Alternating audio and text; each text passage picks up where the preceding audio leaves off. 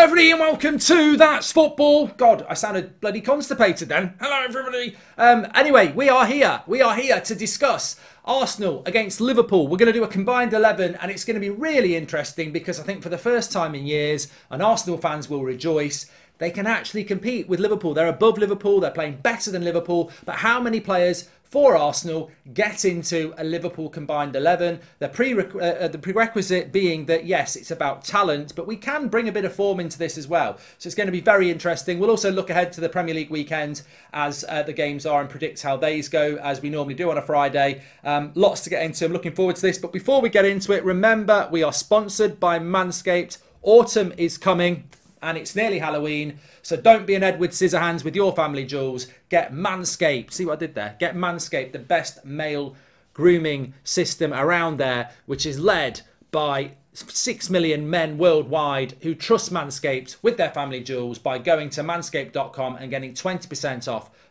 plus free shipping with the code FOOTY. What is Manscaped? Well, Manscaped. Well, Manscaped is manshaping, really. Basically, trim the grass to make the yard look bigger. I've got the Lawnmower 4.0 in my hand. Very good weight to it, very familiar. But the reality is this has got a light on it for a more precise shave. It's got a very powerful engine. It's got adjustable lengths there as well. Electromagnetic induction for wireless charging. You just drop it in the port and it charges away. Fantastic products, which also you can get the performance package where you get the weed whacker, which is for your nose and your ears if you're old enough. Thankfully I'm not yet, but the nose one does come in handy. And in the performance package you get your travel bag, you get your deodorant, you get your performance boxer shorts, the lot. It's fantastic. Delivered to your door, 20% off with the code FOOTY and free worldwide shipping. It's a game changer. It's I don't want to mention football in relation to manscaping because you might get the wrong ideas, but it's like buying a star striker. Everything is better down there, clearer. You look better. Check it out, Manscaped, 20% off through the link in the description or the QR code delivered to your door with 20% off and free worldwide shipping. The code is FOOTY, or just, I think it knocks the code off anyway. Check it through the QR code. I think it knocks it off automatically. Big shout out to Manscaped and big shout out to Arsenal. They have, in a way, over the last 3 years, trimmed their grass to make their team look better. Manscaped. But they have. I think Arteta's done a very good job. But how good is that job as we look at the combined 11 for Arsenal against Liverpool? Now, in the game itself, I'll give you my thoughts. I think it's going to be a draw. I think it'll be 1-1. We'll go through the other Premier League games in a minute, but we're here for a combined 11. So let's start it off. And in goal, Ramsdale's done very good, but this is not like Man United Arsenal combined 11 where there's a lot of debate to be had, or even the Spurs Arsenal one last week. This is Arsenal Liverpool and Alisson is the goalkeeper. He is one of the best goalkeepers in the world, probably the best goalkeeper in the league for me. So Alisson is in goal. Ramsdale can't touch him, I'm afraid. Right back's interesting. I am a fan of Trent Alexander-Arnold, as many people know. That free kick the other night against Rangers was like a penalty. I was like, he's got more chance of missing a penalty than missing this. What an attacking right back he is. And for that reason, he goes in. Arsenal, I mean, Ben White's doing a good job, but I'd feel an idiot if I said Ben White over Trent Alexander-Arnold. And I'm sure people will go, well, he defends better. And I'm sure he does, but don't bloody attack the same, does he? I mean, you're talking about one of the best attacking right-backs in the world. So for me, you've got to put Trent in there because the centre-backs are going to provide him plenty of cover and so are the midfield. So centre-backs for me, there is a debate to go with Van Dijk and Matip. There is a debate to go with Van Dijk and Matip. And I feel bad leaving Matip out because I think he's massively underrated and I really do rate him. And Salah has only played a few games in the Premier League. But in the spirit of being, you know, it's an Arsenal-Liverpool combined 11 and the fact that he has been immense this season and the fact that Arsenal are top of the league and a lot of that is to do with how they've defended as well, I've got to put Salah in there with Van Dijk. But I completely understand if Liverpool fans are saying, no, you've got to put Matip in there. I get that. But look, if I don't put Salah in there, it's a complete Liverpool back five, which just doesn't seem right in the context of the start to the season that Arsenal have had. So I've got to get an Arsenal player in there or two. And I'm going to go with, I'm going to put Salah in next to Van Dijk as the centre-backs. And then left back for me, you could make a really good case for Zinchenko. You could make a case for Tierney if you wanted to. But, I mean, I know he's been a bit injured recently, but is still one of the best left-backs in the world, Robertson. And I know he's not had the greatest start to the season, but they had an amazing season last year, and he was part of that. I mean, people will say you're being a bit contradictory because you're putting Saliba in over Matip, but then you're putting Robertson in on reputation. But I'm actually doing a combined 11 of what I would pick right now. And yes, a little bit it is about form, but it's also about personal preference. I would pick Saliba with Van Dijk at the moment.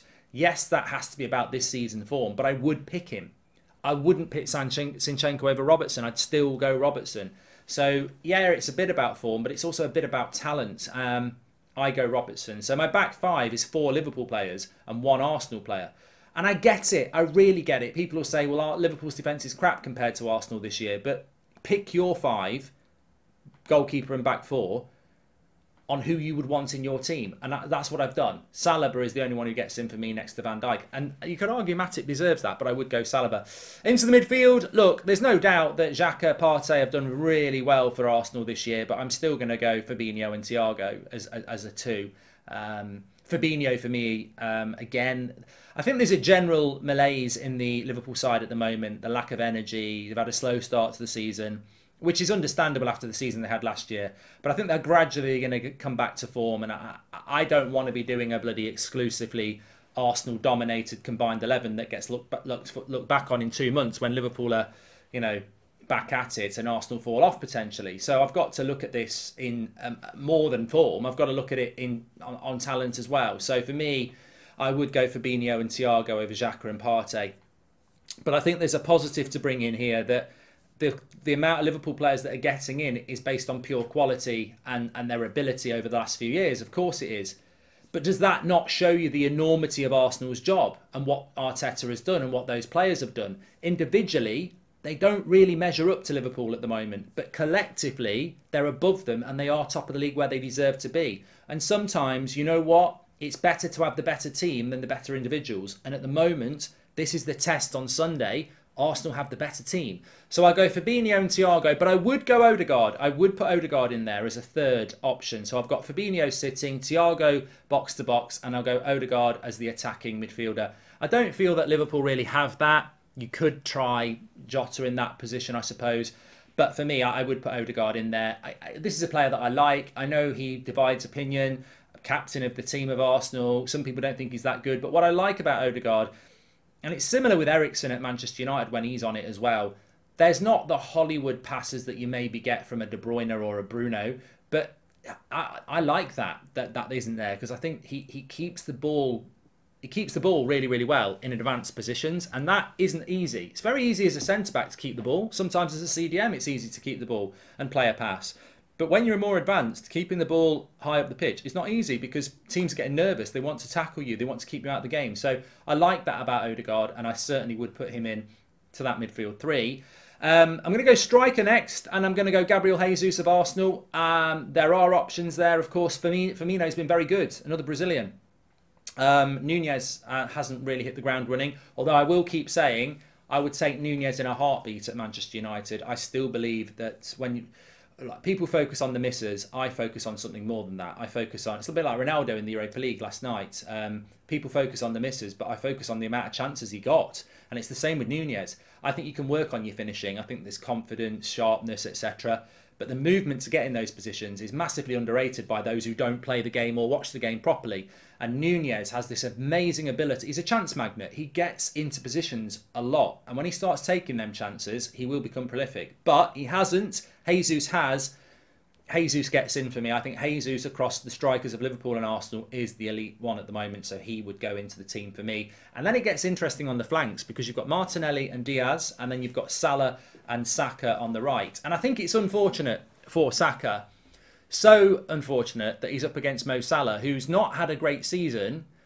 But again, this is where form and talent sort of merge. Could you if you're going on form this season, you go with Saka over Salah, probably. If you're going on your combined 11, and I'm going on my combined 11, on who I think is the better player, I am no way leaving Salah out for Saka. So I'm a massive fan of Saka. I think he's a fantastic player, and it's quite rare as a rival fan to look at a rival team and go, I really appreciate that player. It's a bit like Reece James at Chelsea. You know, fantastic player, and Saka's fantastic as well. I love his mentality. I love his talent. I think he's a great player with a great future. But Salah's better. So Salah gets in. And then on the left-hand side, again, I mean, I like Martinelli. I think he's having a really good season. But Diaz, I think, has been Liverpool's best player when I've watched them this year, which is weird because people say they miss Mane, but then the replacement for Mane has been their better player. But that can still be the case, that you can still miss Mane because he's world class. But I think Diaz is better than Martinelli as well. So I would go with that. A manager still has to be Klopp, doesn't it? I mean, at the end of the day, Arteta's done really well. But I think there's a resonating thing here that's odd. When you look at a Liverpool and Arsenal combined 11, Arsenal are top of the league and Liverpool are not at their best, and yet only 3 Arsenal players get into my combined 11. That is odd, but it's an honest oddity because I actually struggle to put any more Arsenal players in unless I'm being a little bit ridiculously generous. Like I said, I'd love to get Saka in. I can't get him in over Salah. Jesus is in. Odegaard is in. I can't get Xhaka or Partey in over Thiago or Fabinho. I can't put Zinchenko over Robertson. I can't put Ben White over Trent. I have put Salah over Matip, which is a debatable one. And I can't put Ramsdale over Alisson. So it's difficult. And Arsenal fans will be saying we should have more than that. But I would say I would take the positive here. I would take the positive. All right, you've only got 3 players in a combined 11, but this is a Liverpool side that's, let's be honest, if Man City didn't exist, would have dominated English football and potentially Champions League football for the last 3 years. It's a very good team that's underperforming.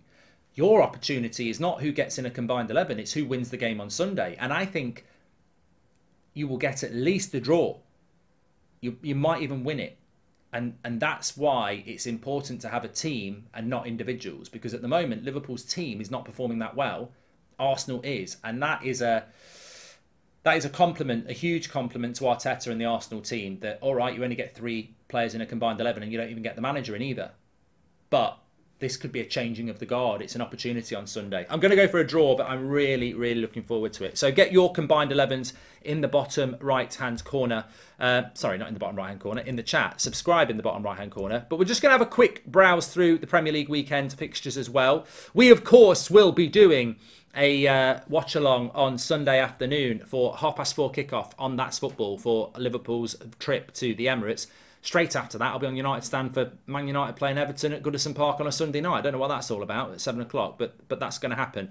There's no 12:30 game this weekend, so we won't be doing a 12:30 watch-along. I might do the 3 o'clocks.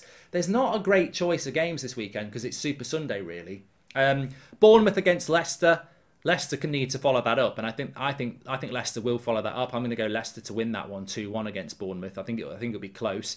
Chelsea at home to Wolves. New manager for Wolves. I don't think they've got a new manager yet. I'm not 100% sure, but I think Chelsea are looking better and better under Potter. Confidence and belief is starting to grow. They're one team that benefited by the big breaks and the international break and the postponement of games. Actually, I think it's really helped Potter sort of develop his ideas. I fancy Chelsea to win that 2-0. Man City against Southampton. Pick your scoreline. I mean, Man City could be 5, 6, 7, could be 9. You just don't. I can't. I struggle to put a scoreline on Man City against Southampton. Suffice to say, it'll be somewhere between 3 and 9-0. Newcastle at home to Brentford. I think Newcastle are doing well at the moment. I can see Newcastle winning that 2-0. Brighton against Tottenham at 5:30. Yeah, I mean, Brighton are doing very well. Tottenham, I think I'll go 1-1 with that. I think 1-1 is reasonable with that. Straight after the Champions League, Spurs are disappointing at the moment. Brighton are confident, so I can see it being a tight, boring 1-1 if I'm honest with you. And then into the Sunday games, Crystal Palace play Leeds. I fancy Palace for that. I'll go 1-0 to Palace. West Ham play Fulham. That's an interesting game. I could see that being a draw. I'll go 1-1, especially with West Ham and European Conference League football on a Thursday night. Arsenal, Liverpool have gone 1-1. Everton against Manchester United. Remember doing a watch-along for that on the United stand. I'm going to go Man United to win that 1-0. And then Monday night football this week is Nottingham Forest against Aston Villa. I mean, at some point, Forest have got to win, haven't they? But Villa have been quite poor. I just think at some point you've got to go for a Forest win, even though I could see it being 3 or 4-0 to Villa, how bad Forest are at the moment. But I'm actually going to say that Forest will win that one 2-1. So that's my score predictions for the weekend. And of course, if you check my score predictions from last week, I did do quite well. I got the Manchester Derby very, very wrong. But I did get the Arsenal Spurs game exactly. I said 3-1 in that one. I also said, I can't remember what else I predicted. I'd have to go back, but I definitely got that one right. Got a few wrong as well, if I'm honest. I think I got the Newcastle one really, really wrong. Anyway, get your comments in below. Smash a like on the video. Make sure you subscribe. Remember, we've got the watch along this weekend. It's Arsenal against Liverpool on Sunday. I might be doing the 3 o'clocks tomorrow. We'll see. So keep your eyes peeled for that. Get your comments in on the combined 11 below. And don't forget to get the Lawnmower 4.0, Manscaped, trim the grass to make the yard look bigger. 20% off and free worldwide shipping with the code footy, or just scan the QR code or go through the link in the description. I'll speak to you all later. Thanks for watching.